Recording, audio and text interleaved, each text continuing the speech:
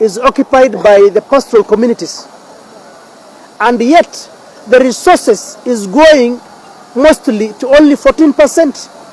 People occupy 14% of this country, and yet the resources are going there. We are telling them we can't accept.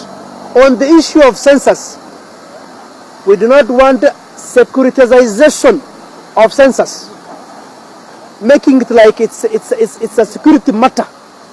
Let census be done by Ministry of Planning under Kenya National Bureau of Statistics. It must be fair. It must be an all-inclusive.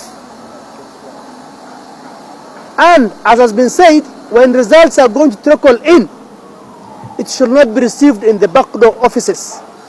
It should be displayed, and actually we want it displayed in Bomas, that county so and so the results have come in and we want to see it. So anything short of that, we will not accept. We are aware that certain communities have started targeting the pastoral communities and doubting their existence. As has been said, you don't doubt our numbers, because in every family we are 8. The person making noise the other day who says he is also another honorable, has in his household has only 2. In my household I have 6 and counting, and yet you want to compare your numbers and my numbers.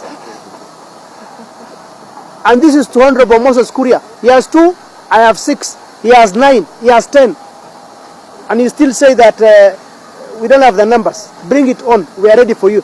But for members of that region, you have had 3 presidents out of the 4. Even that, Kenyans are magnanimous in telling you, please, we have given you 3 times or 3 presidents so far, and you have enjoyed everything, and you have 15%. Time has come to tell you the truth of the matter, and that we are not afraid, and that you are not the only ones who will be calling shots in this country. Every Kenyan has a right, every Kenyan has a voice, and every Kenyan will be counted, and decisions will be made by all Kenyans as a whole. Most important, we are all Kenyans. Let that be our singing formula. But trying to discriminate, trying to do ABCD, we will not accept. And I want to tell